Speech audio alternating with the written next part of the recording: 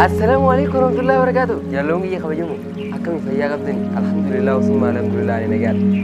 Eega akkuma nabiytan foddaa peejii Muhammad Ibrahim warina daawwachaysan. Natti goolina azakumullah. Akkasitti baga rabbiin guyyaa irraan danaa kanaan isin ga'e jecha mee ilaala laala ammaan tana yeroo magariibni ga'u deemu guyyaan armaal yoo saayiba guyyaan armaal Allahu akbar haa ta'u maali guyyaa irra gaiti jiru hin beekamtu hin yaadne guddaan nama kanaaf jaalamu biyya islaamaa guyyaan buru arraan tana arbaadha guyyaan buru hamisa rabbii subhaanahu wa ta'ala torbaan keessatti guyyaa lama galmee hojii gabroota laala waggaadhatti al takka jechuu ji'a keessa laaluuti kanaaf guyyaa khamisaati guyyaan isiniinaa torbee keessaa guyyaa lamaan kana hojiin gabrootanii gara samii ol ba'u sheeyxaanni guyyaa lamaan kana nama waliin dhayeeti akka hojiin guyyaa khamisaati guyyaa isinaa hin galle godhe rabbiin ammoo subhaanahu wa ta'ala hojii nama wallabee jiru nurraa achuma dhiisaadha jedhan malaayikota isaatiin jalla jalaalu kanaaf guyyaa boru guyyaa akkaan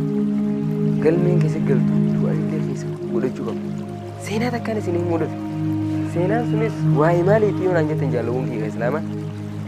waa'ee ji'a ramadaanaa keessa as dabarree shawwaalallee xumurree alhamdulillah dhufummaa alhamdulillah gaaf tokko namni tokko maal godhee seetanii beektanii mana namaa dhaqeeti sheeka tokko inni jaarsaa fi jaartii mana namaa osoo jiranii sheekni imaama gandaati imaamni kun maal godhe ni beektaa furaadhaaf abbaan manaa fuudhee if jala geesse mana isaa quraana yeroo ramadaana keessa qara'amu quraana booroo mana isaanii keessa taa'u sheetichi kun argee maallaqni tokkos achuma jira fuudhee maallaqa sana quraana san jidduu ka'e ganaa olii nyaata nyaatee kuti yoggaa maallaqa barbaadan haati manaattis maallaqa dhabde abbaan manaatti dhabe aboo sheetichi maal ishee nyaattu kanaaf qabeenya nama ilaalu ganaa masgidu kun hunda guyyee jechuudha amata guutuu gaafa kaan gurbaan sheetichi kun amata lammaffaa gurbaan kun maaliif masgida irraa dhabame yoggaa dhaqu mana isaa dhaqee fuudhuuf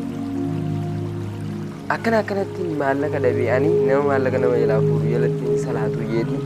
hafee hattuudhaa jireenyi naqee akkasis sheekaa arrabse garuu inni fuudhee ta'u quraana san jidduu qabe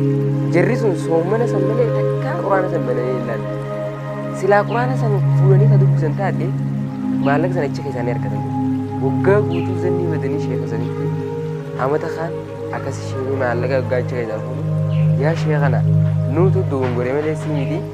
afuunaa lillaahi dhiifamaa jedhanii kanaan isin himuu dhufe ramadaanni beeyatanii quraanaan akka addan baaneen isin hin jaa wabillaahi tawfiiq wassalaamu alaikum warahmatullahi wabarakaatu